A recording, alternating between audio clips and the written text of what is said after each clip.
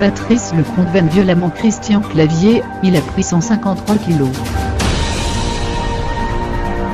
Actuellement à l'affiche d'une nouvelle comédie sur fond de polémique, Momo, Christian Clavier fait l'objet sur France Info d'un passionnant dossier sur son évolution de comédien.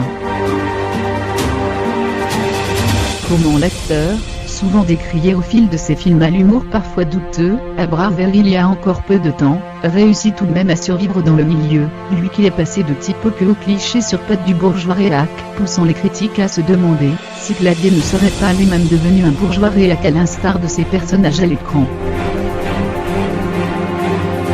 La seule chose qui a vraiment changé chez lui avec le succès, c'est qu'il a pris 153 kg. Vanne violemment Patrice Lecomte, l'un des proches de Clavier invité à témoigner sur l'acteur français. Derrière la blague, une ligne de défense, non, Christian Clavier n'a pas changé. En revanche, le comédien a mis une grosse dose de bitume sur ses émotions d'après Patrice Lecomte, avec qui il échange régulièrement des textos depuis leur dernier film, Une heure de tranquillité.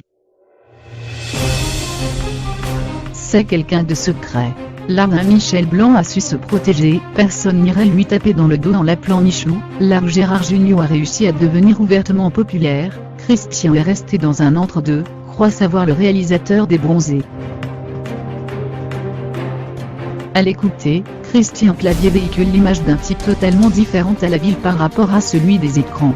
Quand quelqu'un a une image publique diamétralement opposée à celle qu'il dégage dans le privé, c'est forcément un peu de sa faute, reconnaît Patrice Lecomte, convaincu que Christian Clavier a joué un rôle dans cette réputation.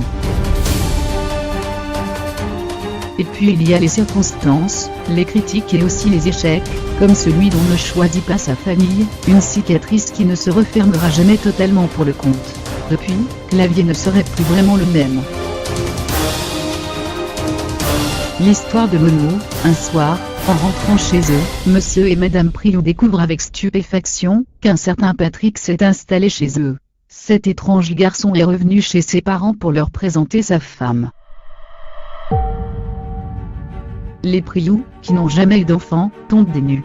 D'autant que tout semble prouver que Patrick est bien leur fils. Patrick est-il un mythomane? Un manipulateur? Les Priou ont-ils oublié qu'ils avaient un enfant? Madame Priou, qui souffre de ne pas être mère, s'invente-t-elle un fils?